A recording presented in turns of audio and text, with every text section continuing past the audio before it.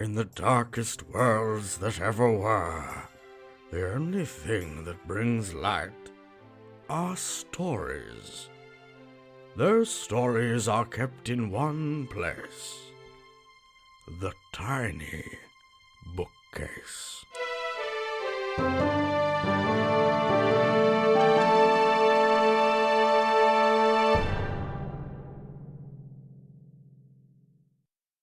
Hello, explorers of the Sacred Library. You're listening to The Tiny Bookcase. I'm Nico. I'm Ben, and we're very happy to be bringing you some more stories this week. Hell yes. We are joined today by someone described in the scrolls as an author of horror fiction, perhaps best known for his zombie trilogy. His writing's been praised for its visceral impact, inventive plots, and dark humour. In 2020, he received an Arthur C. Clarke Award nomination for his latest book of sci-fi horror, The Last Astronaut. We would like to welcome David Wellington. Hello, David. Hello. Hello, Ben. Hello, Nico. How are things going on the other side of the pond? How are you finding all this lockdown business? You know, I suffer from social anxiety, and the thing about horrible, crippling social anxiety is that when a pandemic happened, it turns out you were right all along. Yeah, honestly, I didn't ever leave the house before, so I don't actually know what everybody's so upset about. This last year has just been like nonstop whinging from people about, oh, I can't leave the house. Like, what's out there? What do you want? Oh, that's wild. That's absolutely wild, man. I'm being sarcastic to a degree, although yeah, no, I work from home, and I don't actually go out that much, even when there's not a pandemic on.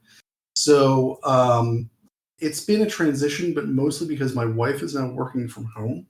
She's a secondary school teacher. I think that's what you'd call it, right? It's high school over here. Yeah. And she is teaching classes from our living room right now. In fact, hopefully you won't hear her. But yes, she's teaching children about the Weimar Republic and the rise of Nazism. Yeah. Well, I hope that they learn that they take the right message from that. Hopefully, yeah. Hopefully, you never know. You never know. I doubt it's being given as like an instructional guide, Ben. Well, isn't there still an instruction guide printed and sold in bookstores? Yeah. Okay. Yeah. I did wonder how many episodes of our book podcast it was going to take to get to Mein Kampf. We did, however, hear that it was pretty draconic in New York, which is, I think, where you're based, correct? Yes. Yeah, I'm in New York City. I honestly couldn't tell you if it's worse here than anywhere else. I know that a lot of states have opened up prematurely, and I think that's foolish, but whatever. I'm not a governor of a state, apparently. So not apparently, it's a matter of public record. But yeah. Not yet. It is extraordinarily unlikely that somebody who has written some of the things I have written will ever hold public office. Vote Wellington 2022. Here we go, baby. Yeah, no, they would just dredge up some old stories. Oh, well, I think it's probably time for us to get started with our first story of the episode. All right, I'm excited for this. Well, in that case, I'm going to put the onus on you, Ben. And today, you're going to open our shared prompt, which is the Palm Reader. The Palm Reader. It is only with the promises of further unctuous lubrication and employment that I would consider speaking of that treasure. I do not talk tall. That skill was not one I absorbed from those I soared with. With that in mind, it is my hope that I have assured you that everything I say is true, and any embellishment on my part will be at the command of the whiskey I've thus far imbibed. I know you have heard of the Ravanga, but you do not know how that ship soared. You've never felt the clasp of McCree, never slid across the deck as the ship banked mid-chase to plummet after our prey, never sat by her gear-falcon figurehead in the dead of night and watched the swirl of the clouds below gust up in silver plumes. It began with that piteous poor bastard. He stumbled as he was half nudged, half dragged over the deck to McCree. Violet and Cyrus snatched his arms up so they were in front of his chest and fed them into the two large holes at the front of McCree. There was a low whir of flywheels as the mechanism took a hold of the sorry sod's forearms. The twin mechanical irises constricted, and I winced to see it. I recalled too well how those irises of metal had dug into my own flesh and held me tight. I also remembered what came next. The hiss of spinning cogs grew deeper in tone as larger gears were engaged. The sound of those teeth, biting and releasing, caused the man to soil himself. I gritted my own teeth and watched on. It was not something even I, a mere boy at the time, could afford to miss. The man, with his arms held fast inside McCree, was unaware of what could happen, yet I felt his fear. McCree, its inner workings having reached a crescendo of clicks, suddenly fell silent. Every one of my shipmates was staring, not at the prisoner, but at the mouth of McCree. A large brass plate with the word McCree embossed in bold sat above a slot from which a punched card might emerge with orders. We all knew what that would mean. I could taste my own worry as it welled up into my mouth. The shrill sound of whooshing air rang out across the deck, followed by the uncomfortable sound of meat being chopped. The poor bastard seemed stunned for a moment. Then he screamed and began wailing like a newborn. The crew of the Ravanga around me seemed to breathe out collectively, one sigh of relief that gusted away our worries. The mechanical irises of McCree dilated to release the man. Violet and Cyrus, ever keen to work together, caught him as he fell back. Bowery, my captain, had watched the whole affair with unmatched poise. Not one of us knew how long he had been captain of the Ravanga. In my day, even before I was taken, you couldn't speak about that ship without the name Captain Bowery following soon after. Violet and Cyrus held up the caterwauling man, and I saw that his arms now ended in flat stumps at the wrists. Blood pumped from the double wounds and made the riveted deck slick underfoot. I knew I'd be swabbing that soon enough. The captain's voice rang out as we watched the aftermath of McCree's decision. Give him to the sky. There was a muted cheer, and the screaming man was tossed over the guardrail by the lovers.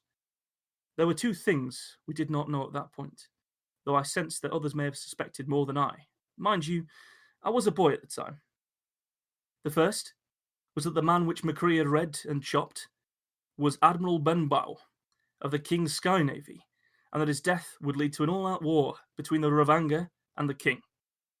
The second was that we that now crewed the Ravanga would be the longest-serving crew in its notorious history. What followed was 20 years of savagery and profit. The King's phthalo blue airships were incapable of catching us, and so we bloodied the nose of a nation repeatedly. The pirate hunters they bought for coin found us to be impossible prey. With every sanguine victory, our reputation would grow and our coffers filled. We were careful during that time to only return to the hidden trove when McCree informed us it would be safe by issuing a punch card of information from its mouth. In everything we did, McCree's guidance never led us astray. However, let me assure you that isn't to say there weren't desperate moments of fear and vain hope. By the time I was in my late 20s, my body was already covered in the scars that life on the Ravanga leaves upon the flesh. Cutlass slashes that required Cyrus's needle to mend. A forearm broken by the mace of a King's own boarding sergeant during a difficult engagement. A long burn scar where a pintle-mounted naphtha thrower caught me across the back. My own reputation amongst the crew had grown. No longer was I the boy that swabbed up the blood of an admiral. I was as fierce a sky pirate as ever took to the eddies of the firmament. They still called me boy, though. I didn't mind much, but I doubted any of them remembered my real name. We were all scarred up bad, held together by stitches and a certain bastard force of will. But we never lost anyone. In 20 years, there were no deaths to accidents or battle. We did not doubt our own luck, but we all began to suspect that McCree had unlocked a great potential within us. As tradition and shipboard law stated, with every victory, one captive was given over to be read by McCree. The cogs would whir as McCree studied their hands, and then the screams of the chop would confirm to us that we were special. I do not know what McCree did with all those hands, even though it's my job to keep the gargantuan machine clean. I do know that not one of them was deemed worthy to join us during that time. McCree never replaced any of us. We grew used to it. As you know, the civil war on the land below meant that the king could no longer afford his expensive and fruitless war against us. Though our bounty climbed higher and higher, we saw fewer ships in our wake as the years wore on. When the hoi polloi hanged the king, even those bounties stopped. We'd won. The Ravanga's hidden trove by this stage had swollen to legendary proportions. I had seen it many times during our deposit runs, and never once felt a flicker of greed. Now, with enough treasure to match our reputation, it seemed as though the world must change, or else we would. There was talk, led mostly by Violet, of dismantling McCree and retiring, hiding the Ravanga away somewhere and living out wealthy lives in the New Republic. Bowery put a stop to that talk with harsh judgment. I gave out the lashes myself.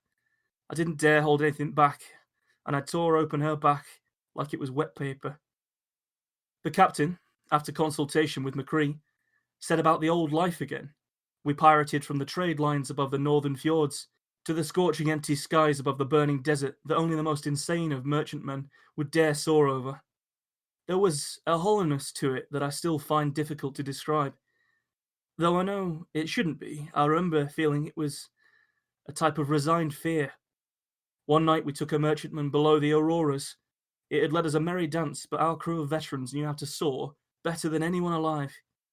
We took them. I led the boarding action and allowed myself the luxury of pairing a flintlock with my cutlass. It was bloody work, and I was the one to drag the requisite prisoner aboard the Ravanga. The woman held her hands up and seemed resigned to her fate. Captain Bowery gave her a contemptuous glance, and then I saw my iron captain go pale. I followed his gaze and looked at her hands. They were smooth, no creases or lines marked the flesh. I recall furrowing my brow at the oddity. Bowery, however, looked mesmerized. He took his black gloves off and reached out his hand to her. He pressed it delicately against her palm, his large hand dwarfing hers. When he removed it, I could see that his palms were also smooth. Not a single line marked them. "Take her to McCree," said Bowery, his voice heavy with emotion. This time, as the flywheel gears of McCree clacked on, we all could make out different tones, as cogs we had not heard before were engaged. The woman, her hands trapped by McCree's irises, was breathing heavily to control her fear. The gears stopped, and I leaned in to catch her when she fell. Instead, a punch card jutted from McCree's mouth. Upon it, next to the word "Captain," a fateful tooth of McCree had bitten into the paper. I took it and stared at it. The woman was released onto the deck by the dilating irises, her arms still whole. We all knew the law, and none better than Bowery. When I spoke what was on the card, he removed his jacket and rolled back his shirt sleeves.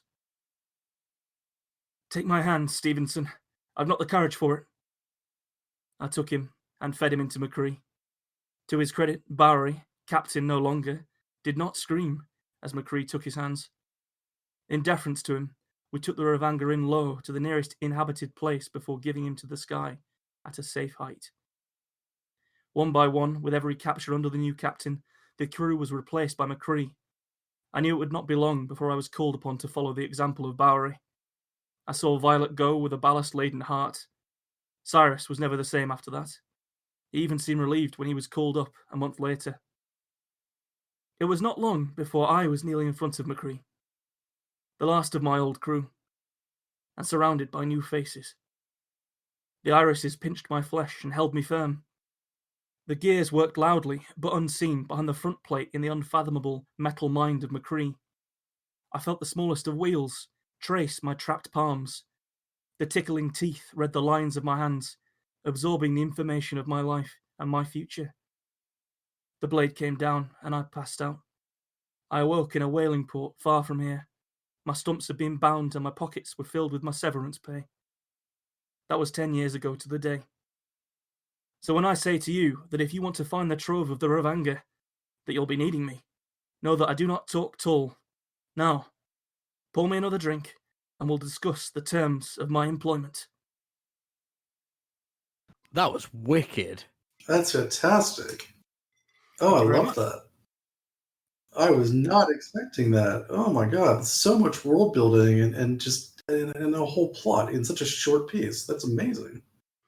Thank you. That's actually my first go at doing a steampunk world. I know it wasn't Yeah, necessarily too steampunky, but it's.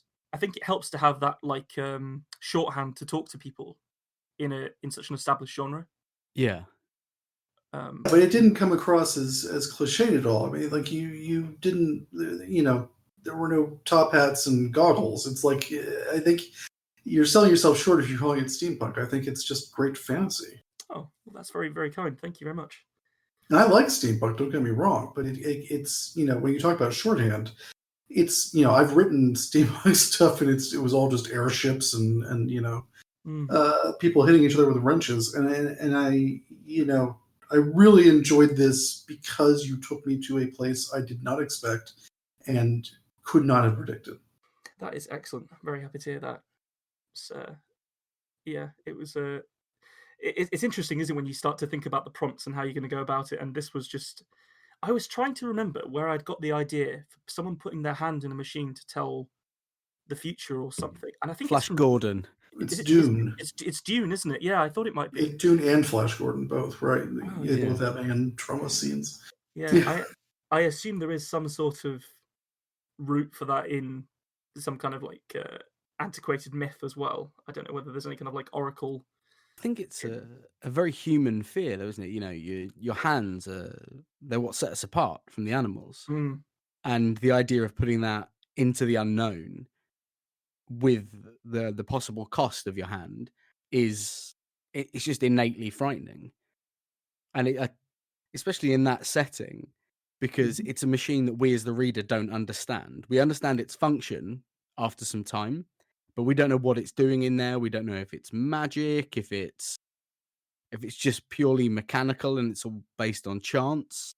But putting your hands in something and the end game might just be you come out with stumps. That's scary. It is, and it's not just for shock value either. There's an actual organic function to the sacrifice in the story, and I think that really adds something, because you're thinking to yourself, why would anybody do this?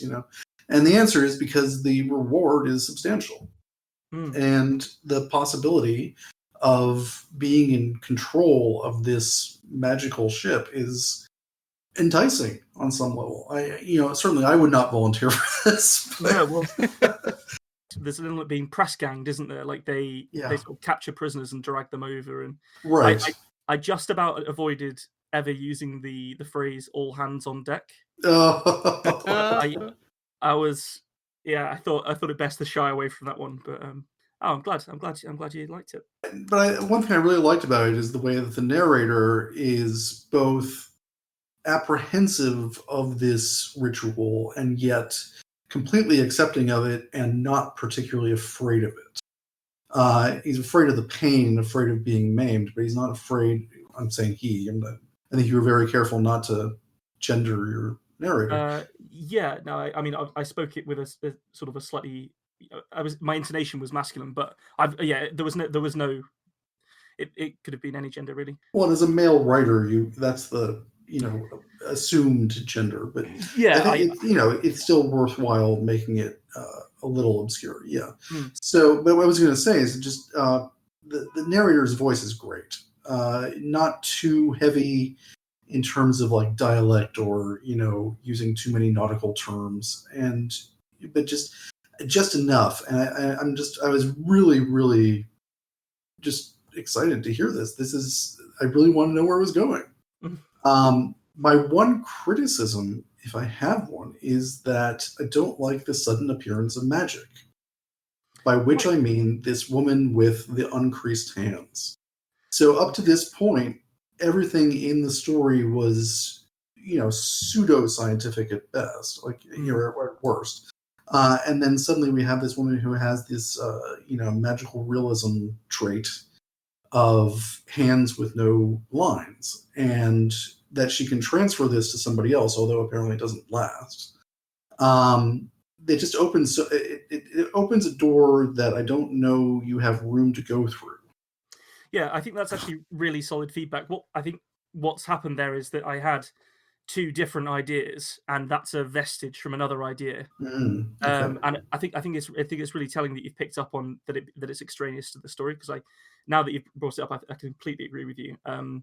Because even the implementation doesn't quite work. Because the intention was that the reason that the captain wears gloves is because his hands have always had that lack of lines, Hmm. and there's this idea that the captain has no fate on this story, Right. by palm reading standards. But I think you're right that it was already over the word count, and I simply didn't have enough words to go anywhere with it. So it sort Hmm. of hangs as a bit of an appendage. Yeah, no, I think you're right. I think when it comes to another edit, I think I probably will remove that. Yeah, thank you. That's useful. That's a useful feedback. Well, we're going to actually diverge from the format that we sometimes take, which we'll see the host go on either end, and Nico is going to read his story next, which I'm. Any of you palm readers out there foresee that? Huh? All right, let's have it. Gerald stared in a way that only the British can, somehow blindly gazing into the middle distance as though there was something fascinating 10 feet behind his actual viewed target, while also staring desperately and drinking in every bead of sweat that was coursing over the bronzed abs in front of him. He didn't want to count them, but he was sure there were only meant to be 6 muscles in a 6-pack, and this man had a solid dozen. Or maybe he'd gone cross-eyed. Almost impossible to say. In a rare moment of clarity, Gerald realised he wasn't listening to anything the muscular mentor was saying. He snapped to attention like a naughty schoolboy. There are endless clues, my dude. The way that the fronds spread, the shaking of those sweet coconuts. It's bliss. And bro, if you can open your mind, it's yours. Oh, yes. Gerald had faded out when they'd got to something about chakras. It had taken an enormous amount of pressure to hide the sniggering at the phrase, open your second gate. But somehow he'd got through it. He cast his eyes once again over Zebo. Ridiculous bloody name. The palm reader. Zebo exuded the sort of confidence that only perfect genetics and a Californian upbringing can provide. From his tousled blonde hair, crusted with ocean salt, to his wide, tanned feet. Gerald desperately tried not to focus on the enormous size of the man's trotters, and what they could mean about whatever kind of python was lurking in his floral-patterned swim shorts. The flyer that had led Gerald to be sat in front of this Adonis of the surf had been the last in a chain of chance-forged events he was musing over and ruining at an unreal rate. Teresa had complained so often about his lack of impulse. He was happy to go to the office 5 days a week, the pub on Friday, and then again on Saturday, and sometimes Sunday for good measure. She wanted to go to places, see things, have what she so often referred to as experiences. Gerald was perfectly happy to discuss what kitchen implement he would pick if forced to fight the entire cast of the Avengers in a windowless cube. Conversely, this was a pair of barbecue tongs, for 6 or so hours. You could rely on the pub for conversations like that. Teresa wanted to look at the Aurora Borealis, or columns, or something. This had reached something of a head, and Gerald had, as she began to storm out of their flat for what she assured him was the last time, asserted that he was ready to change. She should meet him tomorrow at Heathrow Terminal 1, and he would make a change and prove it to her. He'd seen it in a film, or at least he thought so. You go to the airport and say, I'll have 1 ticket for the next flight, please. And then you go on a city break to Reykjavik and everything turns out all right. As it went, he had found himself clutching 2 tickets to Hawaii, which were a lot more than the movies had led him to expect they'd be. His head still swam with the row he'd had with his boss about advance notice and use of accrued leave. He wasn't entirely certain he'd have a job to come back to after these 2 weeks. Teresa had not shown up. Gerald wended his way through the terminal, silently mourning the toast she made. Always perfectly crisp, and she had a knack with the butter. He remembered with sorrow the way she would help him organise his life. She was all calendars and schedules and dreams. He didn't think he'd had a dream since the 90s. The long flight had him giving up the spare seat that would have been Teresa's to the surprisingly grubby bare feet of the man across the aisle. Gerald had spent the whole trip hoping the hostesses would smash into that sod's knees with their snack cart, which, of course, they never did. He had stumbled, still distraught, but now laden with a considerable amount of in-flight whiskey, into the sweet-smelling heat haze that was Hawaii. He'd immediately been laid, though not in the way he was hoping, and now he found himself staggering, his face dripping with sweat, but not a single tear, because that's not what blokes do, is it? Into the heart of his temporary home. The bar he found himself in had been filled with kind, smiling people, none of whom looked as though they would understand that yes, a spatula might give you the upper hand against Iron Man, but it was going to be useless once Black Widow got involved. It was there he had found the fateful piece of paper. Palm reading, a glimpse into your future, a better tomorrow, and the glory of Hawaii. In a poetic inverse of what alcoholics call their moment of clarity, Gerald had decided he was going to this. He had to. Teresa would have wanted to. So here he was, after a sleepless night, feeling his hangover slowly melt him into the sand, looking at some kind of Brad Pitt look-alike. And the man was talking about bloody trees. Not lifelines and love lines and purple veils and vague finger wiggling. This man was espousing the value of staring at great bendy trees and using them to divine the future. He must have been wearing his displeasure on his face, as Zebo had stopped talking and was looking directly at him. Those glittering blue eyes cut deep into Gerald's soul. In a moment of strange realization, Gerald realized that he fancied this shining god of a man. With a fury driven by years of toxicity, he forced the first tricklings of exploration so far into his bowels that they became coated in fiber. "We got a disbeliever here, huh?" Zebo's mouth had split into a shining white smile that was, dare he say it, perfect. "Don't worry, bud. A lot of people don't believe in a whole bunch of stuff, but for real? Let me show you." Gerald shifted awkwardly. This was an absolute fucking nightmare. The crowd of 50-somethings crammed into their yoga pants and stretched-eared hipsters had all turned to look at him. They were all so enthusiastic. This brought a little bit of bile into his mouth. The English didn't do this sort of thing. It was built into him to point at gorgeous, confident men and confirm with his friends that they were some kind of bellend. Right now, Gerald was the outsider. He hadn't shifted a millimeter. Zebo upended this stance by moving the 8 or so feet to place his abs in licking range. "Come on, bud. Embrace the adventure." Teresa had never had a Californian accent. But in that moment, it was her Gerald heard. "Yeah, all right, I suppose." He worked his way to his feet with some difficulty. His hangover sloshed around like a fishbowl in a hurricane. A lot of what was in Gerald threatened to leave him at pace, and it wasn't being too fussy about which exit it took. "Wow, bud, that's a great accent. Are you from British?" Gerald felt the question rattle about in his now empty fishbowl of the mind and settle into one he actually made sense of. "Yeah, England, yeah." Some of the other attendees grinned broadly. Apparently his heaving wasn't killing their Downton Abbey prejudices one jot. He was sure he heard a voice say, "They love soccer." A turn of the head caught a sage-looking nod. "Okay, bud, focus with me. Come and put your hands on this bad boy." Once again, the urge to laugh was suppressed. Did Americans always sound so dodgy?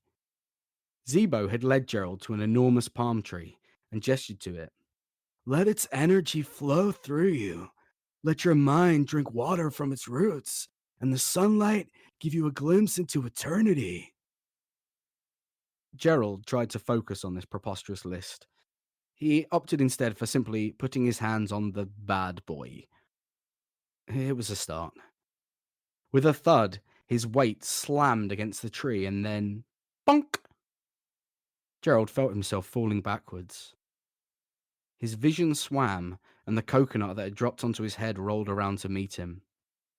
The water from it seemed to be mixing with blood. Yeah, definitely blood, that. The twin splits in skull and coconut seemed to meet and kiss, and Gerald's entire reality swam around him. Whoa, I did not see that coming. Zebo stared, still so worryingly calm, at the fading Englishman. With those words, Gerald finally laughed, and his first adventure hurried to be his last. Okay, I am trying really hard not to laugh so as not to ruin the audio of this recording. That was fantastic. Yeah. I'm glad you enjoyed it. And the answer is yes, Americans are always this dodgy. I think we can probably rephrase that one as Californians, possibly. I don't know. Well, no, the one of the reasons I left, other than the story being so funny, was this idea that we Americans are so ill-informed about you British, that you're from British and so on. Americans are obsessed with you guys. We are obsessed with your culture, and at every level, including Californian surfers, they wouldn't be saying, "Oh, I think they like soccer." They'd be talking about Meghan Markle. You know. Cutting edge, yeah. Yeah. Oh, that was so much fun. I did like the Californian displaced into Hawaii as well. Yeah, that's a bit of a culture clash there as well, like a little bit, because there's something incredible like, from the Hawaiians that I met. Like they're just incredibly nice, laid back people, but they're very switched on about some things. Yeah. And that's totally against this like stoner Cali boy. So yeah, I liked it. I really felt as I think we were talking about earlier, like I really felt transported to these places. It was so like consistently amusing that I felt like the humor of it built throughout.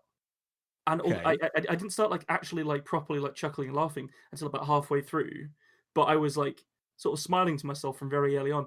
And there's just something about the way that you put together your humor, like turns of phrase and stuff like that, that just is really nice. It just builds and builds and builds, and you just left at the end, and you just like that was funny. And yeah, there were a few particularly choice bits of humor that I would quite like to rehash with you. Okay. The first one was like thinking back with sort of longing to the toast that his girlfriend made. Yeah. That was really sad. Like really sad. Yeah, the empty seat full of grubby feet was surprisingly both humorous and poignant at the same time. Mm. So, and the he got laid immediately. Was a nice little, I like those puns. Okay. As an American, which as of less than 100 years ago includes Hawaii, no, don't do that.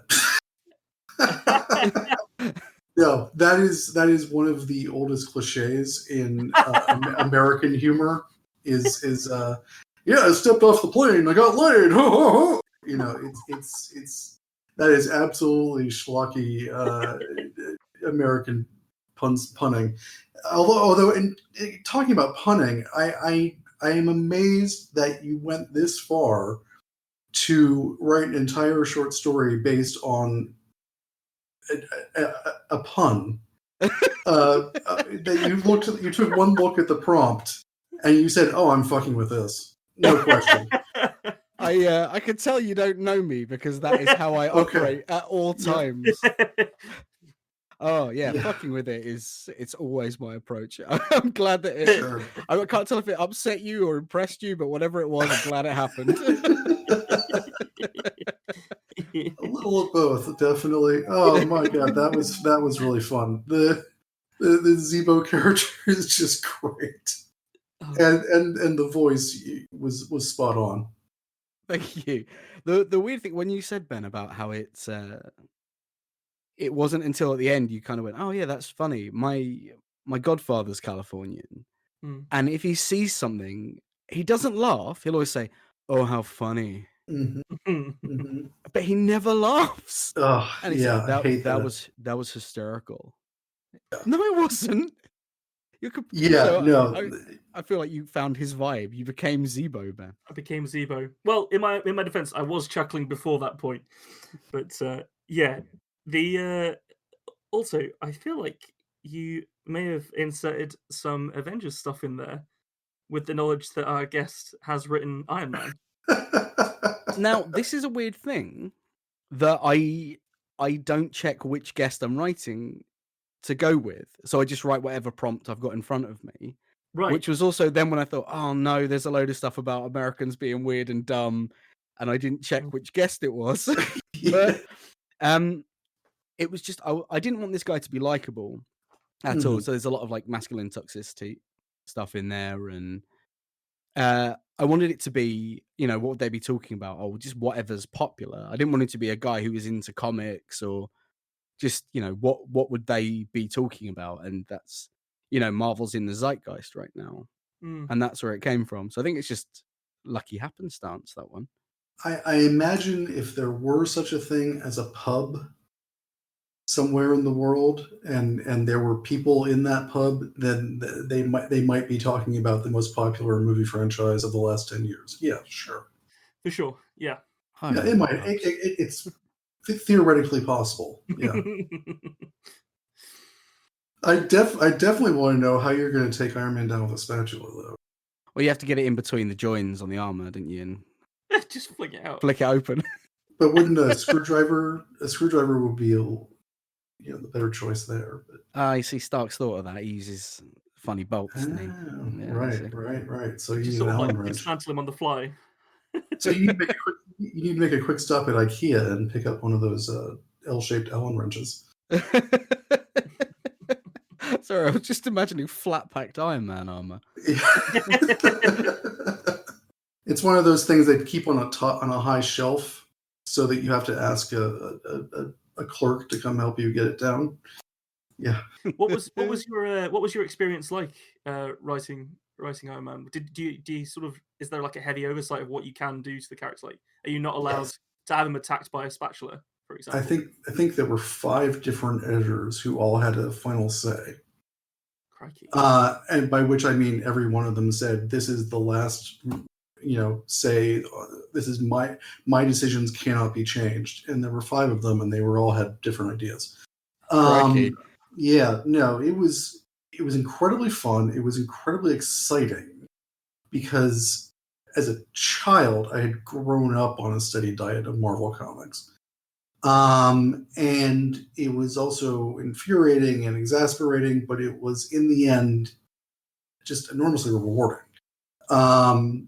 Just artistically, like the getting to do something like that, because I'm mostly a novelist. And so this was my first time writing a comic book, hopefully not the last time. I've been trying to make inroads there.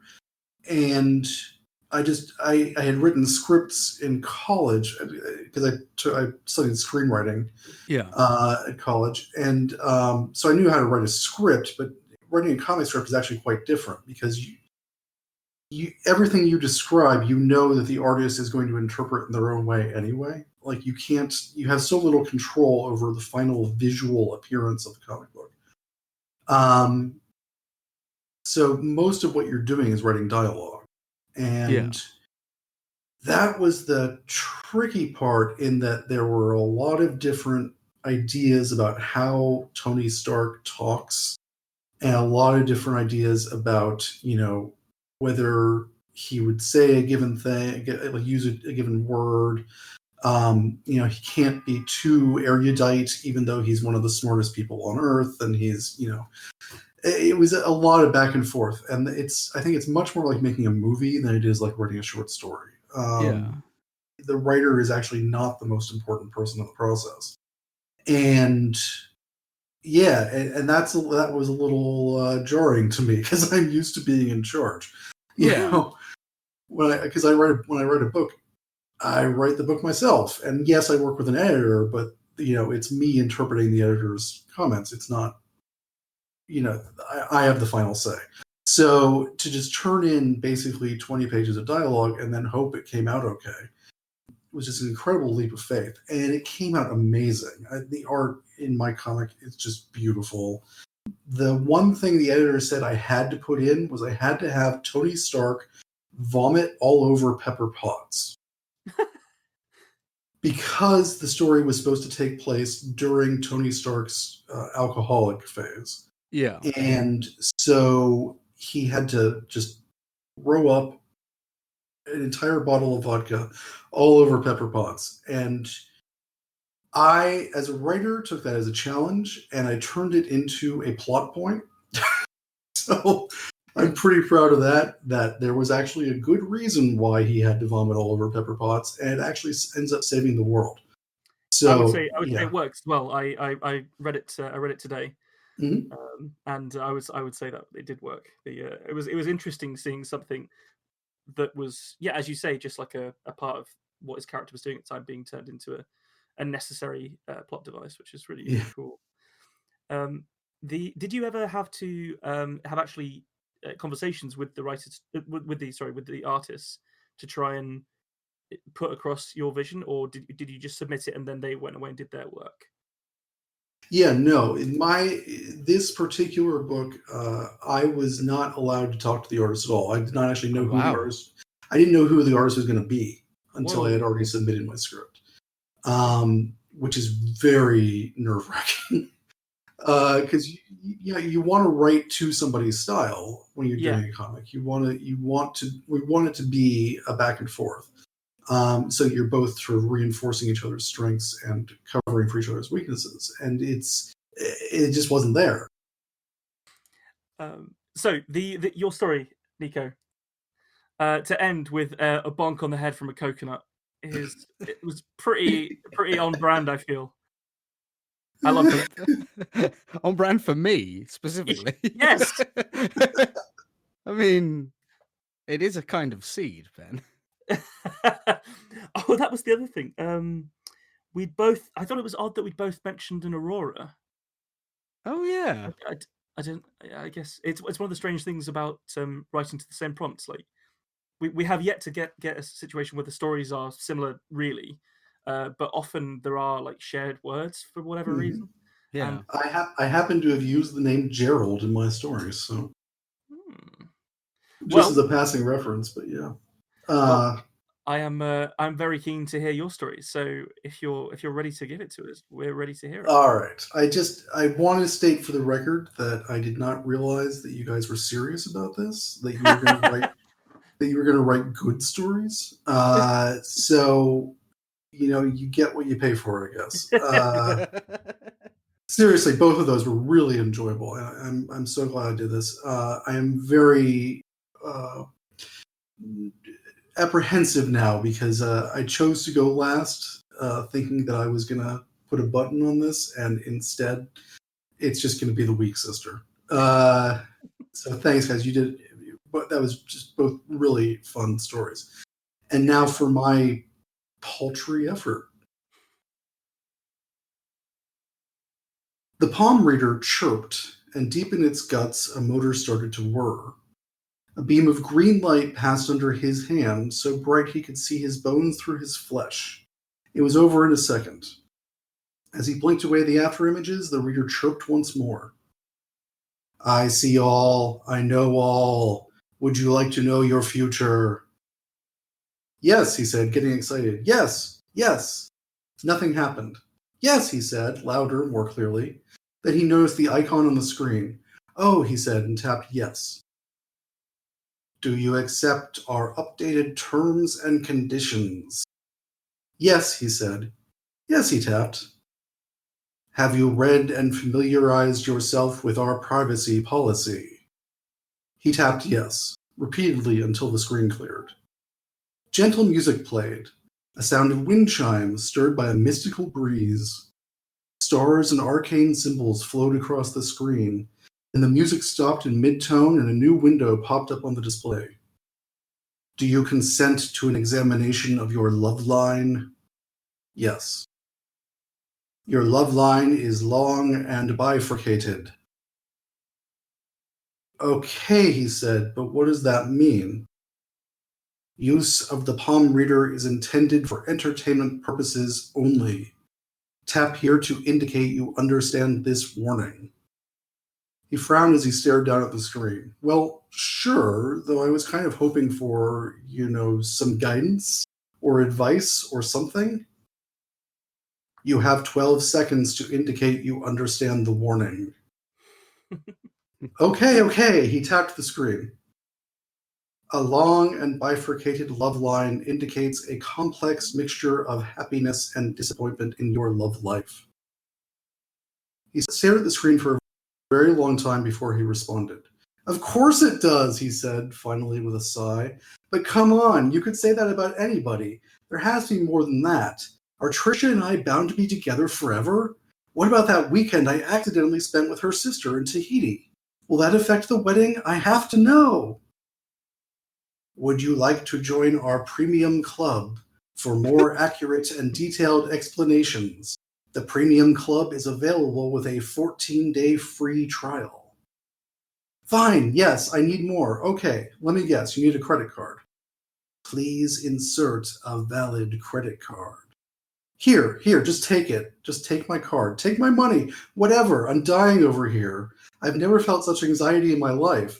I know you're just a machine, but anything's better than this agony of unknowing, of uncertainty. Does Trisha know about Phyllis? What about Gerald and Ronaldo? Oh God, she's going to break up with me, isn't she? Well, success. Your credit card has been accepted. Finally something actually works. Okay, let me hear it.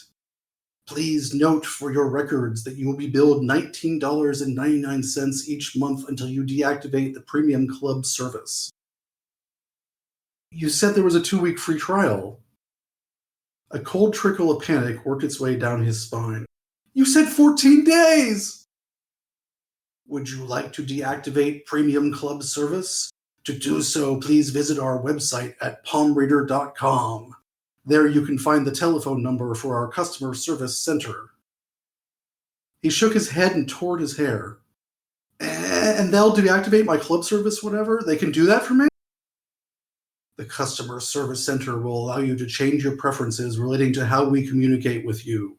The customer service center can advise you on how to deactivate your premium club service. Enough already. You said I successfully joined the club, so I get the better and more accurate predictions, right? Right? You are eligible for more detailed explanations. Please select from the following menus which explanations you would prefer to see. Click as many as you like. Sure. He studied his options. Let's see. I definitely want to know about marriage. That's why I came here in the first place. And I guess I'd like to know how many kids I'm going to have. Hopefully lots. And, scary. Yes, I'd like to know if I'm going to get divorced. What's this? Will I die alone? I guess I do want to know that, because the answer has to be no, right? He laughed a little, to himself, because there was no one else in the room. These are questions we all have, aren't they? He thought so. The things we all want to know. We want to be happy, even if very few of us really know what that means. We want to find love, even if that means we'll have to experience heartbreak as well. It struck him just what a convenience it was to have a machine that could chart your future, that could tell you exactly what was coming to you. Even if the answers were less than wonderful, even if what he discovered was that his life would be mostly unhappy, knowing had to be better than not knowing. With a trembling finger, he ran down the list of options, then tapped the button that read Done. Thank you for inputting your options. Please meditate until you have reached the proper state of mind. Before we go further, it is important that you understand the future cannot be changed, that what you are about to see is both fully accurate and immutable. You may take as many readings as you choose throughout your life, but the results will not change. He took a deep breath. I understand, he said. I know this might be disappointing. I think I'm ready for that. Thank you, palm reader. Is that silly to thank a machine? But I mean it. Tap here to reveal your future. He touched the indicated button. No hesitation now. Please be advised that palmreader.com uses cookies. Tap here to accept all cookies and continue. Oh, hell no, he said and logged off.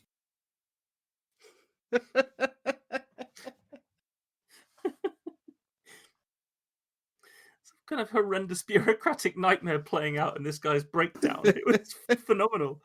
That was really funny. Oh, I got an immediate vibe of, those sites for actors and singers and things like Star Now, when it says, "Oh, there are 392 auditions available near you," and you fill out the thing and you put on your headshot and you record a show reel, and then it says, well, if you want to audition, you will need to, of course, upgrade to the premium package. I don't want to be an actor that badly. And then you. Is that based on personal experience, Nico? Oh, absolutely. I really enjoyed that. Every single moment of it. Oh, thank you. It felt very thin after your stories, especially Ben. Your steampunk story just was so rich, and then Nico's your story was just so wry, and I was like, oh God, no, this is going to come across as like the worst American, like, jokey, cliched nonsense. But I'm glad you enjoyed it. It was the rug pull that sold it for me, because by the end I really wanted to know what the fortune was, and I was like, "Come on, tell me what horrible things will befall this foul man." And then to just get it pulled away from me, I was like, "Oh, you absolute bastard!" It's definitely, and this whole like going through like reams and reams of T's and C's, and to get so far with something. And we've all been in that kind of situation where you're doing something that's intensely ruled by bureaucracy, and you could just feel your patience for it ticking away gently, quite rapidly. And so it also made sense for the character, and the whole way through I felt like a rising tension. And so as Nick says, that rug pull really worked. I did really enjoy that. Good, I'm glad. Now, I'm one of those writers who absolutely hates everything they do the second it's done. It takes a lot of pep talks and staring in a mirror and saying affirmations before I can send out submissions. I think that's one of the things about this format, is that you don't really, most of the time, get long enough to hate it. You got to just get it written down and put it out in front of people. And I mean, I'm sure you could hear Ben and I laughing. It wasn't. It was difficult to, you say before, maintaining composure so as not to impact on the audio, but I couldn't help it. I was just giggling away to myself. Well, I'm glad. You can see why I wanted to go last, Yes. because the story is just a build up to one big punchline. So, yeah. I don't know why I like it so much, but I like the word bifurcated a lot. So the fact that it was used heavily in your story was actually a real plus for me. It's a great word. I think that there's an unmined potential in modern fiction for just people who love words. Certainly, maybe modern authors like Jasper Fforde are trying to do something with that. But like Gene Wolfe is an old science fiction writer who just loved long words. And so every one of his books, you need to sit there with a copy of the Oxford English Dictionary as you're reading it and page through, just like, what the hell does divagination mean? I found Lovecraft to be quite similar. Yeah, definitely. And strangely, if you know about tabletop role-playing games, Gary Gygax was obsessed with weird words. And in fact, there's a word there's an obscure Scottish dialect word, dweomer, that was threatened with going extinct in the wild until Gary Gygax revived it and brought it back to life. And is now, it appears in every edition of Dungeons and Dragons, as far as I know. But just the pure love of words, I think, is something that we don't cherish like we should as writers. I think that's really true. Especially in, with modern writing, it's quite easy for people to sort of grow a fan fiction page or like a soft narrative blog into a book over time. And when you're writing in that way, I think you're writing more passively. And it means that you don't explore linguistically as much as you might if, say, you are looking to put in words that you like just because you like them.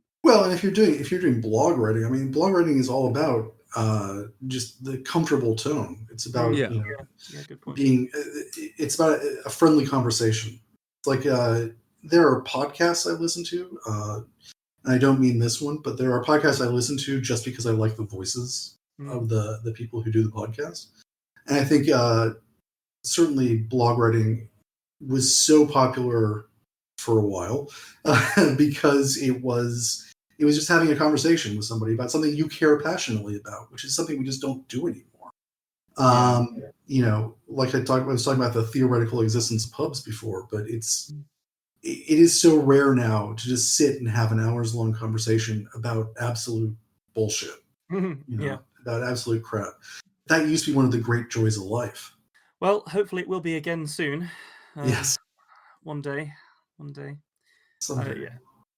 Just on the love of words, one of the first stories that I ever wrote, and I was a kid, I was like 9 years old, and it was really shit, and like two sides of A4 or whatever. But it was because I just discovered the word susurration, and I needed to use it somehow. Yes. So yeah, there was lots of talk of like the rustling of leaves and wind and this kind of stuff. But I found it again the other day, and it was awful. Like every single word was misspelled. It was horrendous. This hasn't come up on the podcast yet. Have you got a favourite word, Ben? I think probably susurration might still be there. It's a good one. It's definitely a good one. It's a fun one. And I like the related term murmuration. Murmuration. Which is not only murmuration suggests the quiet voices speaking in another room, but it's actually a murmuration is it's this schooling behavior of birds. The flocking behavior of birds. When you see just a ball of birds wheeling in the sky, against the twilight, that's a murmuration. So you can have a murmuration of starlings. I like that. Is that your top one then? No. What's tippity top for you? My favorite word in the English language, and this is going to sound funny, but it's knucklebone. I think it's got such a great resonance to it. It's good to say, definitely. Yeah. And it feels like onomatopoeia to me. It feels like you're rattling a bunch of knucklebones in your hand. You're about to cast them like dice. Just knucklebone. Well, I think I've really enjoyed your story, and I think we've had a really good session of chatting about the stories. But I want to know some more about you. So, if you're happy, we've got some questions that we'd like to pose to you. I am always ready for questions. Excellent. Love talking about myself. I'm being maybe 90% sarcastic. Well, the first question is nice and easy. What are you reading at the moment? I'm currently reading a book by a friend of mine, so I will start with that proviso, but she is an excellent writer, Sarah Langan, Langan, and the book is called Good Neighbors. It just came out, and it is a thriller. Sarah often gets compared to Shirley Jackson, and Shirley Jackson is always going to win that contest, but Sarah is an excellent writer with her own style. And she has written this story about a suburban neighborhood in America. And one day a sinkhole opens up in the middle of the cul-de-sac. And the kids start playing around it, and the parents are all sort of staring at it in worry. And then some horrible, horrible things happen, which I will not spoil. And the neighborhood just turns on itself and starts devouring itself. It is just this piece of prolonged and sustained dread, and just the creeping horror that your neighbors are coming for you. It is fantastic. It sounds great. Good. Yeah, it sounds fantastic. Yeah, it's a great book. Oh, that's a good one. Going on the reading list, that one. Yeah, I'm fairly sure it will be. Yeah. Good Neighbors by Sarah Langan. So, speaking of good neighbours and good books, what would you say is the best book you've ever read? So, there's my favorite book, and there's the best book. Well, let's have both. And the best book I don't necessarily have a great answer to, because there are so many of them. I think, so I am a science fiction nerd. This is where I started. Most of my novels have either been horror or science fiction, and my last book did both.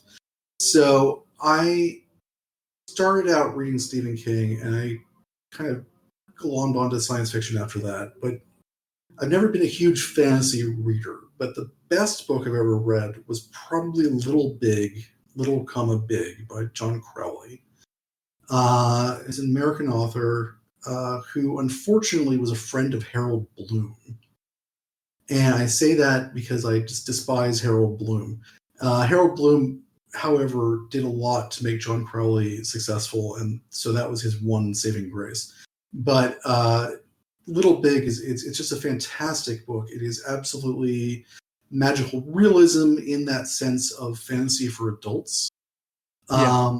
It's set in a world that has fairies in it and talking fish and weird currents of history that repeat themselves. In itself, it is a book about a country house that everybody would want to live in. It's one of those just big, rambling, falling down country houses that has a million books in it and weird rooms that nobody ever goes into, and lots of secrets. And the family that lives in this house they're all magical in one way or another, and it's about just a random hippie who ends up marrying the daughter of this family, of this house. And I don't even know what else to say about it. It's brilliant. It's just hundreds of pages of just beautiful prose about a beautiful place. And even though there are sad and horrible things that happen during the book, that's plot, right? And the book is not about plot, which is probably why I say it's not my favorite book. Right. Because I am a big fan of plot. And my favorite book is Against a Dark Background by Ian Banks, which is his most unapologetic science fiction space opera Star Wars inspired book. It is just absolutely people flying around in spaceships and having adventures. And it is enormous fun. It is just so good. It is so much fun. Sounds right up my street, doesn't it? It does sound really good. I think the only Ian Banks novel that I've actually read is it called? I can't remember whether it was a short story collection, but I think Zima Blue was that the. That seems to be, but I can't remember exactly what it was, but I remember being absolutely taken away by it, and I'm not entirely sure why I haven't read more Ian Banks. He can be a little daunting. The books are also big. This is the great secret of writers and people who are professional about writing is nobody wants to read a 500-page book. We've got so much to get through. We all have so many piles of books sitting around waiting to go that when you see a 600, 700-page book, your heart just kind of dies a little because you probably won't get to it is the problem. But Ian Banks is always worth it. You just fly through those books. They're just so enjoyable because he's just such a masterful writer. Like he just knows how to keep you engaged without. He doesn't use tricks. Like that's the thing. My writing, and I'm a hack. I absolutely recognize that I am a hack. But I use every dirty trick I can think of to keep people engaged in my writing. I use, cliffhangers and moments where you can literally hear the organ music playing in the background because it's just so steeped in suspense. That's what I do. Ian Banks never stoops to that level. He's always just writing at this wry, ironic level that is just so enjoyable. And so you just keep reading because you just want to live in that world longer. I recommend every Ian Banks book, both his science fiction stuff and his literary stuff that he wrote under Ian M. Banks. Like the Wasp Factory is also one of my favorite novels. And that's, there's no science fiction in that at all. Well, I can tell you that my reading list is growing past the point of even being comprehensible at the moment. It's it's too long, but this podcast is just a rod for our own backs, isn't it, Ben? It really is. But those all sounded fantastic. This one, I think, probably will lead us to. It's unlikely to lead us to add another one. But what's the worst book you've ever read? Oof, it's hard to say. I don't remember bad books. Like they fall out of my head. worst book I've ever read. I mean, and also you don't want to say that. You don't want to say Well, something mean about somebody. this is the thing, isn't it? It's I mean, there are books that are bad, but then I learned something from them. Hmm. Like the Da Vinci Code is a piece of shit. It is a masterclass on how to write modern fiction. That's a page turner, considering it's so awful. Yeah. Dan Brown figured out the formula, and in so doing, he cheapened the human experience. Like, we now know that the way to tell a great story is to dumb it down to the least common denominator, worst, most basic, banal nonsense, and then throw in a bunch of puzzles with obvious solutions so that the reader feels smart. And that's all it takes. And that means that we as human beings are dumber and more easily manipulable than we thought we were. So Dan Brown has made us all sad. But if I swear to God, I learned more from reading the Da Vinci Code than I have from James Joyce. The most poignant thing that's ever been said on this podcast. I was just about to say that is definitely the best answer to that question we've had so far. And I'm not saying that Da Vinci Code is the worst book I've ever read. I've read a lot of worse books than that. But like I say, why bother remembering them? You just let them go. I think that's very wise. And then there are like the ones that are unexplainably popular, and they're crap, but people love them so much that if you say their names out loud, like, you can get torn apart by stands. It's there's a science fiction book, which I will not name, but everybody can probably guess what it is, that I just hated with a passion. But if I say the name of the book, I will get emails. I know I will. People will say I just didn't get it. As if you could not get something that is literally just...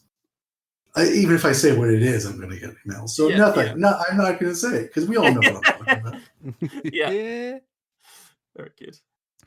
Okay, let's go back to the positive. I like the positive. Let's pause. Absolutely. Positive. Do you have a favorite literary character? Oof. Oh, that's an interesting question. Oh my God, there are so many from like Dickens. I think I always think of Dickens when somebody says character, but now not a single one of them is coming to mind. Like maybe Miss Havisham, but like I'm always drawn to characters who are hilarious because they are so sad. So that's it's a horrible thing to say. I mean, I guess in the end, and this is not hilarious, but I think one of my favorite literary characters is the monster of Frankenstein.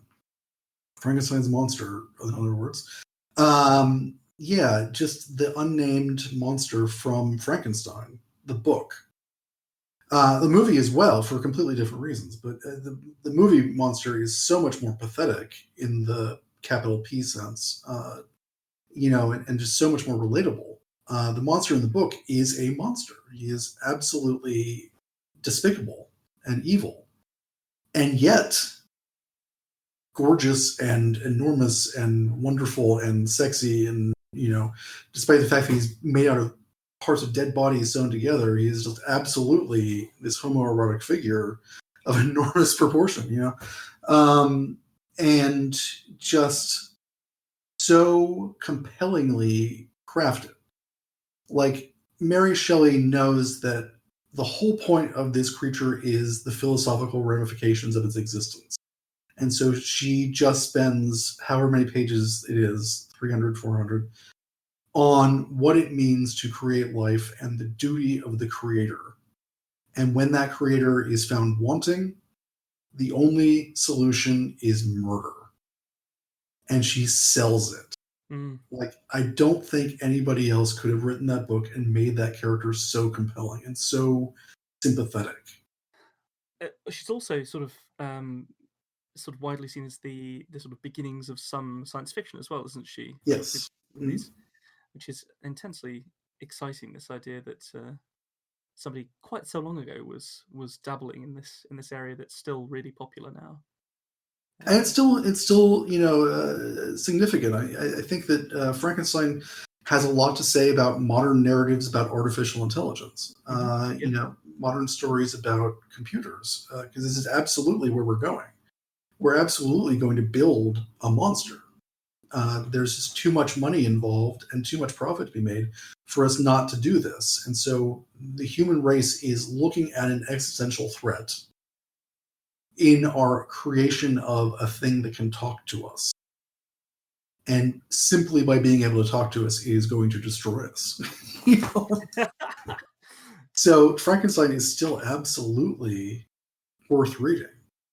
It's also, I went back and read Dracula and Frankenstein a couple of years ago, and both books I loved as a kid, although I remembered Frankenstein as being boring and slow and Dracula as being fast-paced and exciting. It's the opposite. Dracula is just a bore. It is just tough to read at this point because it's so disjointed. It just goes nowhere. There are whole long sections about a wolf escaping from the zoo that has nothing to do with anything. The most interesting character in the entire book is Renfield, who disappears a third of the way in and never shows up again. It's just a pile of junk. It's also incredibly important to the genre, and it's a classic for a reason, etc. Whatever. Frankenstein is a joy to read. It is 400 pages of philosophical discourse, which should be the kiss of death. It is so fun. It is so compelling, and you just feel that both sides of the argument are right in a way. Dr. Frankenstein is actually the villain of the book. Who, sees what he's done and is so horrified by it that he literally runs away. Mm. And that leads to the death of many people. If he had just stayed and, touched the hand of his own creation, nobody would have died. So, yeah. But, then he has his own good points about, once you make a mistake, you don't make a second mistake. The monster, however, is just the star of the show, and just the monster story is just so great. And I think there's a reason why I have a picture of Frankenstein's monster on my office wall. Beautiful painted image that captures just the ineffable sadness of the monster. And it is just, you asked about my favorite character, and I gotta say, Frankenstein's monster is absolutely my favorite character in literature. I think that's an excellent answer. I would also add that, I completely agree that I did not even realize the book was 400 pages long until you said it. I flew through that one the last time I read it, and it is just very, very engagingly written. In my head, it was sort of like Jekyll and Hyde length, but it's just not, is it? It's definitely not. Yeah, and Jekyll and Hyde's really short. To be fair, it's not like I'm looking at a copy in front of me. I have no idea how many pages it actually is. I think you are right that it's definitely a longer form. Mm-hmm. But I think this leads us quite nicely. This idea that you've got the Frankenstein's monster on your wall and that you're a big fan of plot. The next question I really like, and it's, what is your writing process? Like, when you come to write your novels, of which you've written many, what is your process, and has it changed at all as you've become more professional? Yes, it's changed, but not that much. I write very fast. I write a first draft very fast. And in the early days, the first draft was almost always the finished draft. Like, I did very little revision on my own before I would turn something into an editor. That has changed. I do, I think, 6 drafts on my most recent book. And I mean, starting over from scratch, like just erasing everything and going back to chapter 1. Really? Wow. Yeah, it's not a good thing. Like, I don't know that it really, it's not hurting the books, but I don't know how much it helps them. I think that it helps me clarify the plots and helps me find the core of the story. And those are good things. But you lose some of the energy, I think. That, first draft, only draft kind of mentality. You end up with very shaggy books with like lots of plot threads that go nowhere, and you end up with characters you don't need and that sort of thing. But you do get this sort of driving intensity, this desperation. and this feeling like the book has to go somewhere fast. And my early novels, that was absolutely what I was trying for. I was trying for just action, straight up action movies, books that were action movies. And I had a lot of fun with that. Now I'm trying to do things more layered, more sort of circumspect and sort of, thoughtful. And yeah, it's harder. it's in some ways it's harder. I remember always being terrified in the early days and always just being convinced that people were going to hate the book and that no one would ever want to read it, and what made me think I had the right to do this. And I don't feel that way as much anymore. You asked about actual process, and I'm telling you about my personal feelings, but I think that's part of the process, thing. Yeah, for sure. Part of the process is you have to love your book. You have to just be in love with the book in just a big sloppy way, just to keep going, to be able to finish a novel. Yeah. Does that ever make it difficult if you're commissioned to write something? So if you're writing to someone else's universe or writing as work rather than as a passion project, does that make it hard for you? It's hard at the start because you can sometimes get caught up in like, oh, do I have to read this whole thing, this Wikipedia page, this story Bible, whatever. But then as soon as you get an idea, it's your idea that you're in love with. Yeah. Okay. So I could be writing, Teletubbies fan fiction, and who cares if Tiddlywinky or whatever his name is gay or not? I want to know about the sun. Why is the sun a baby? What happens when that sun grows up? And so once I'm into that, that question, I found that question I need to answer. I'm in love, and If you don't drop a story about the heat death of the Teletubby universe, I'm going to be so disappointed. I'll get to it. I'll put it on the pile of things to write. That's the problem. So your most my understanding is that your most recent novel, which is it's called The Last Astronaut. Yes. It was, as I mentioned at the start, it was shortlisted for the Arthur C. Clarke Award, which is a really prestigious award. So would you say that were there 6 drafts in that, from scratch through? Was that the process for that book? That book just about killed me. And I don't mean that metaphorically. It almost murdered me. Oh, wow. Yeah, there were at least 6 drafts for that book. And the problem was it got orphaned 3 times. If people don't know what that means, getting orphaned is one of the worst things that can happen to a novelist.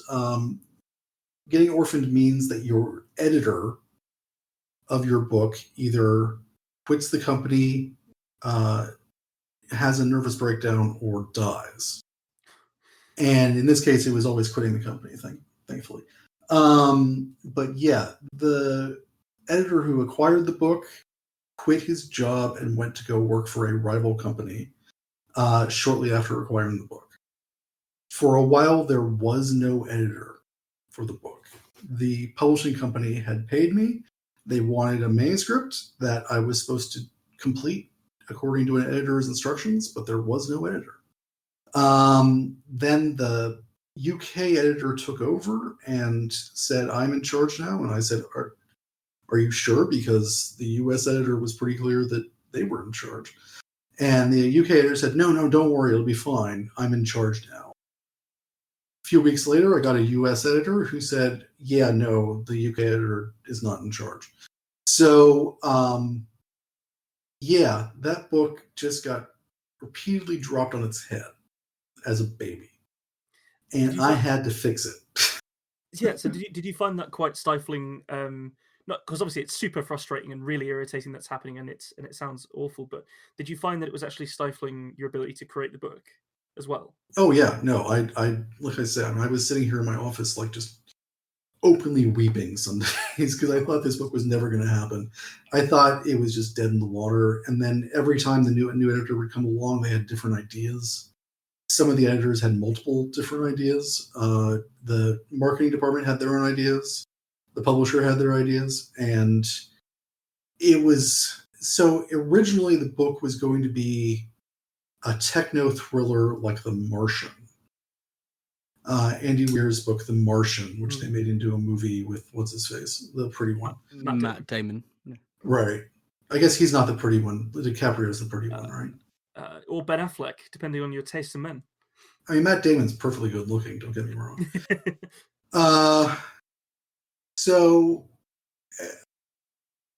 Anyway. So The Martian is this techno thriller about a guy who's trapped on Mars and he's trying to survive. And so the whole book reads like a Reddit thread because that's how it started. The author was literally getting people's advice on how would you survive on Mars if you were trapped there. And it's a great idea. The book itself is fun. It's very technical. And there's not a lot of characterization. There's not a lot of, richness or depth to it. But it's really fun. And it sold enormously well. So the publisher was like, yeah, give us one of those, please. So I started writing this book with the idea that it was all going to be about, how many millimeters across the bolts on the life support unit are and why that's important because the wrench they're using is eighth of an inch and they need a 6 millimeter wrench, that kind of stuff. I hated that. I didn't want to write that book. It was awful. All props to Andy Weir that he managed to make it work. I couldn't. So that was the first editor. Then the publicist came in and said, "Oh, you should interview some female astronauts and see what their experience was like." Which at the time I was just like, "Oh God, don't give me more homework." I've done so much research already. I don't like talking to people anyway. So I ended up interviewing a couple retired female astronauts because the main character is a woman in the book, and they were so generous with their time and just so crazily optimistic about space travel, and just like they were so into it. And yeah, they're astronauts, of course they are, right? But they were just such incredible boosters for what it's like to be in space and so on. And I realized talking to them, although the book was going to be a horror novel, right? So it couldn't be all fun. Talking to them, I realized I had to write a book about the human experience of being in space. It was not about how many millimeters the bolts are. It's about wonder, but also being incredibly nauseous all the time. And having your face blowed up so nobody can tell if you're smiling or frowning, right? And what that does to you. Commonly referred to as love, I believe. So then the book took this huge turn and it became much more of a character study. And the final version had to also have a good plot. It had to have a great science fiction twist to it. And then I added like the horror elements, right? So yeah, it went through multiple drafts and each time was just tearing out my own teeth. It just felt that jarring and wrenching, just throw away everything I'd done. And I thought for sure that it was the death of the book. I thought for sure this book was going to be terrible. I thought for sure, like I said, I always feel this way, but it's, this was written by committee, right? It's like so many editors, so many inputs. And in the end, it is probably one of the best things I've ever written. It's certainly got the most recognition. This shortlisting for the Clarke Award, I did not see that coming. And it blew me away and made me feel like maybe I actually know what I'm doing. Like maybe my writing is okay. It was tremendously validating. Like after all that, after the orphaning 3 times and everything, that it's I didn't win, and I kind of knew I wasn't going to win, but you just had a feeling. But it was, but then I looked back at it and I was like, a jury of my peers looked at my book and said it was one of the best 6 science fiction novels of the year. Yeah. In a year when hundreds of science fiction novels were published. And it's like, they can never take that away from me now. Like, it feels amazing. Like so many awards, like the Oscars especially, the book awards too, are just complete nonsense. They're just popularity contests or their fan service, whatever. But the Clarke Award was absolutely like other writers and critics and editors like looking at the books and saying, No, these are actually pretty good. So it's the high point of my career. I was just incredibly honored just to be named. It's amazing. It really is. Like, especially hearing that story, I'm really happy for you. That was well done. Well done, seriously. I'm like I say, I'm mostly a horror writer, so like happy endings are not guaranteed in my world. But when there is one, it's just so gratifying. After 15 years of work and 21 books, just have somebody say, "Yeah, you're actually pretty good at this." I don't like to blow my own horn, but it was just, it did my heart a lot of good. So I'm going to move us on ever so slightly. We've actually segued reasonably well, talking about The Martian and the lovely, enjoyable face of Matt Damon, who is definitely listening, just like Vin Diesel. If you could take any book, and adapt it to another medium, so it doesn't have to be a movie, it could be a board game, a tabletop game, a pizza, anything you want. Okay. What book would it be? To what medium? And why? See, now I have to think of something creative. No, you don't. Yeah, I'm not going to. All right, so the question is, if I was going to adapt a book to some other format, and I'm going to say I would love to play a virtual reality video game based on the novels of Philip K. Dick. I think Philip K. Dick's books are brilliant in and of themselves. They are often very confusing, and not because of the weird subject matter. It's, he wrote them while under the influence of various drugs.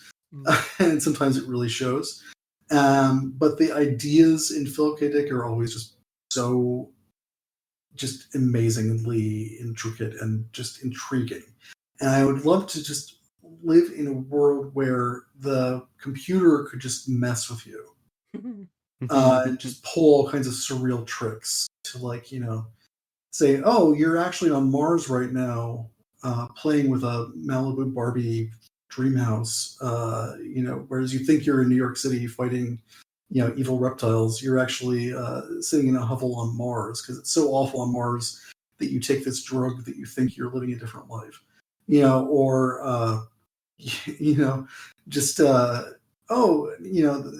your pet cat is sick. Call the ambulance, and then the ambulance is like, this is a robot cat. You called the wrong ambulance. I think that would just be an amazing video game because it would constantly be fucking with you, right? It would be just forcing you to reimagine what the game is and how to win.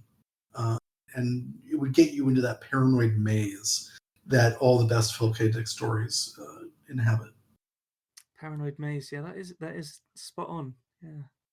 See, I love the idea. I was almost going to say the Isaac Asimov's Foundation trilogy as a pizza. But it would be 3 pizzas, right? You get 3 pizzas. Yeah. And the first one is just pepperoni, which, I apologize to the vegans and vegetarians out there, but pepperoni is the standard pizza. It's what you expect.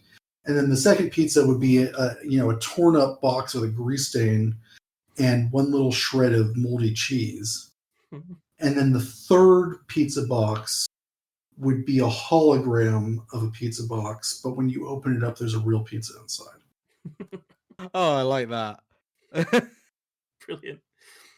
Right, so to completely shift the tone away from holographic pizzas,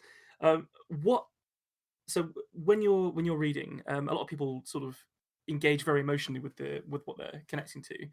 Do you actually cry whilst you read? Can a book move you to tears? And if so, when was the last time that happened, and what book was it? I don't know. I cry during every damn movie I watch, is the thing. I cry when I listen to music. A book making me cry. Books have made me very sad. There are books that have made me just horrified, and books that have made me want to do bad things. It's not like books can't move me, but I don't think they've ever made me cry. I think the problem with a book making you cry, or make me, is that, speaking just for myself, is that with a book, you read it at your own pace. It is designed to work on you slowly, quietly in the dark. and you don't have to finish the book right away. You don't have to just, with a movie, you're stuck there watching it, especially if you're in the theater, and you presumably are going to watch it to the end in one sitting. And so there's a chance for it to do that sort of emotional trick of lifting you up and then dropping you again, and then lifting you up just a little bit at the end. Yeah. Which is how you get people to cry. And, it's the tragic hero thing that the Greeks worked out, right? But now it's modified for like modern Disney people, movies. whatever. Yeah. For Disney, yeah, and Pixar. Books are so much more intellectual, and it's like like they say that tragedy is about the emotions and humor is about the intellect, which is the opposite of what you would immediately think. But then once you actually explore it, it's absolutely true that books are much more like jokes. The whole point of the book is to get a reaction out of you that is not blatantly emotional. It's more about making you think about yourself, about the world, and come to a different conclusion in the end. So I think books don't make me cry. I will say that Cormac McCarthy's The Road really affected me. It didn't make me cry, but I got to the end of that book. I read that book in about 18 hours. At the time, I was in a vacation cabin on a mountain in New York State with my wife and my dog. And by the end of The Road, Cormac McCarthy had convinced me that in that situation, the moral choice was to kill my wife and my dog and then myself. Crikey. Because that book is all about just there is nothing left after the end, and there was no reason to go on. Right? Grief. Now, it lasts about a second. This is not something I would ever do. It's not something I actually contemplated, but it was just like, that book is such a gut punch. Mm. And it is absolutely devastating. It has a happy ending, believe it or not. Like, I think about the ending of that book and I just get angry sometimes because he obviously tacked this thing on the end where the cast of the Road Warriors show up and just take care of the boy. But oh my god, that book, it just hit me right in the face. Oh man. That was intense. I liked it. Okay. I will say I've recovered. I don't feel that way now. Glad. I'm very glad. Right. No. So obviously we've spoken about your book, The Last Astronaut, which I think, judging by what we've heard tonight as well, that everyone that's listening to this, you should all go and buy this fucking book. But do you have any other work coming out soon, or upcoming ideas, or anything that people can get excited for? No. Not like have you completely come to a stop? No, I'm being glib. No. Last Astronaut is out right now. It's selling well. You can still find it everywhere you buy books. And I hope people will check it out. It's a great book. If I say so myself, I still have trouble saying that out loud, but it is. You don't have to trust me. The Arthur C. Clarke Awards said so too. It's a good book. It is what I'm currently selling. I'm in development right now. I am writing 2 books at the same time, in the hopes of selling them both, and that will be very exciting. But I'm not going to say anything about them right now, because then you guys are just going to steal my ideas and write your own books. And we would definitely steal your ideas. So that's probably wise. Yeah, why would I share? He's figured us out. It didn't even take that long.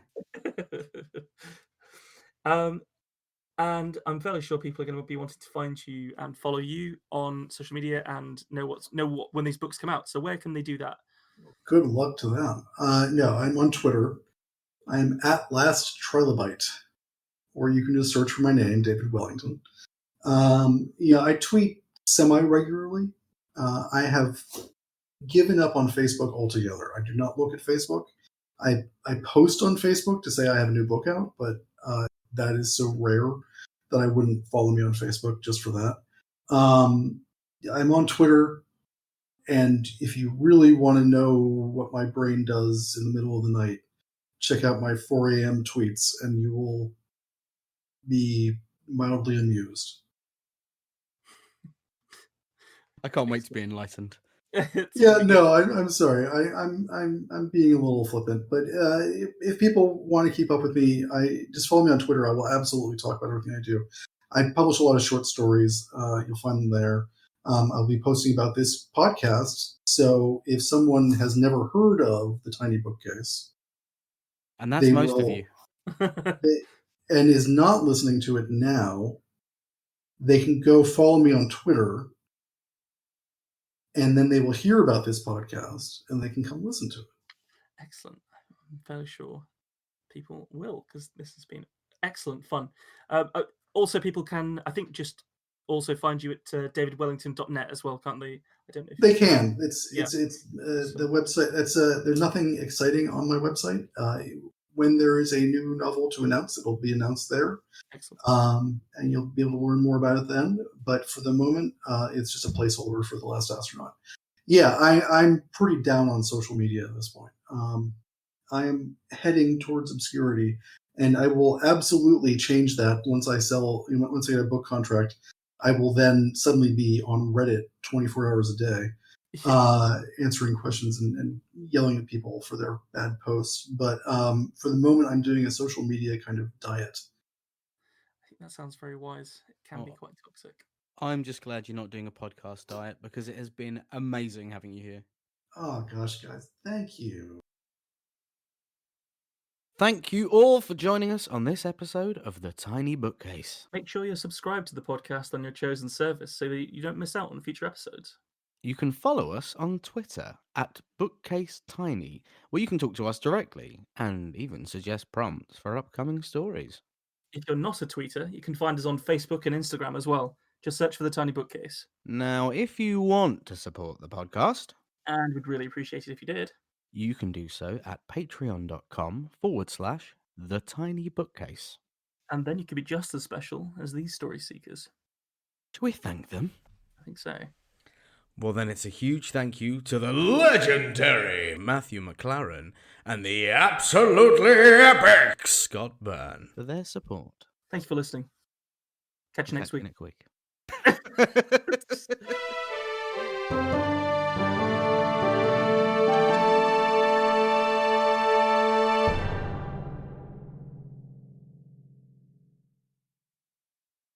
Make it slimy.